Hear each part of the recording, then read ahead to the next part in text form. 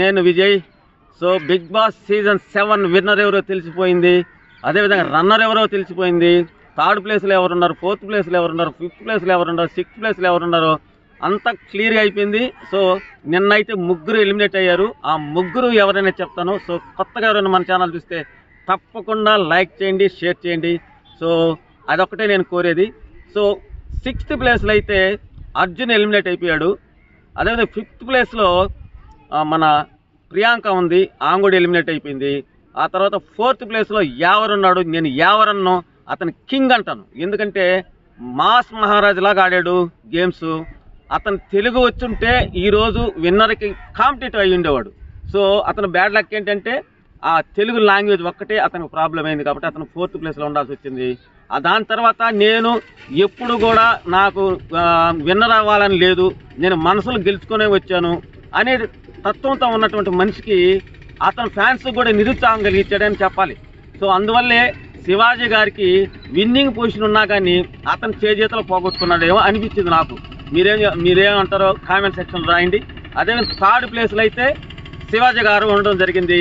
ఇక విన్నర్ మన రైతు బిడ్డ, మన తెలుగు రాష్ట్రాల ముద్దు బిడ్డ.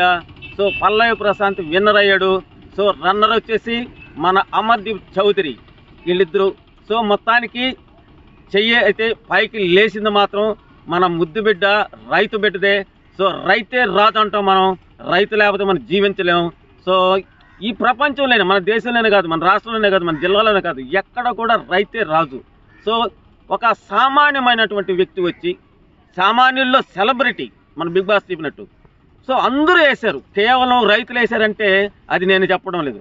సో రైతులే కాదు, ప్రతి ఒక్కరు కూడా కనెక్ట్ అయ్యారు. కారణం ఏంటంటే అతను ఎంతమంది అతన్ని ఇరిటేట్గా మాట్లాడినా, ఎంతమందిని అతను పోక్ చేసినా అతను అన్న అక్క అన్నాడు చెప్తే వేరే మాట లేదు. అదేవిధంగా రతిక విషయంలో కూడా అతను తెలుసుకుని మళ్ళీ రీఎంట్రీ ఇచ్చినప్పుడు కూడా చాలా దూరంగా ఉన్నాడు. అది అవ్వడం చాలా కష్టం. అదే ఎవరు మళ్ళీ క్లోజ్ అయ్యాడు. అదే పల్లవి ప్రశాంత్లో ఉండేటువంటి గొప్ప విషయం. సో టాస్క్లా నంబర్ 1గా ఆడాడు. అందువల్లనే ప్రజలంతా కూడా అతన్ని ఒక ఘన విజయం అందించారని నేను అనుకుంటున్నాను. ఇది నేనేది ఆషామాషిగా చెప్పడం లేదు.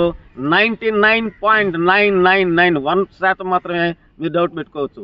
సో 100% పల్లవి ప్రశాంత్ విన్నర్ అయ్యాడు.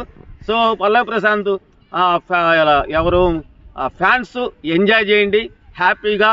అతని కోసం అన్నపూర్ణ స్టూడియోస్కి వెళ్ళి ఘనంగా అతనికి తీసుకుని రావాలని కోరుకుంటున్నా. Thank you very much.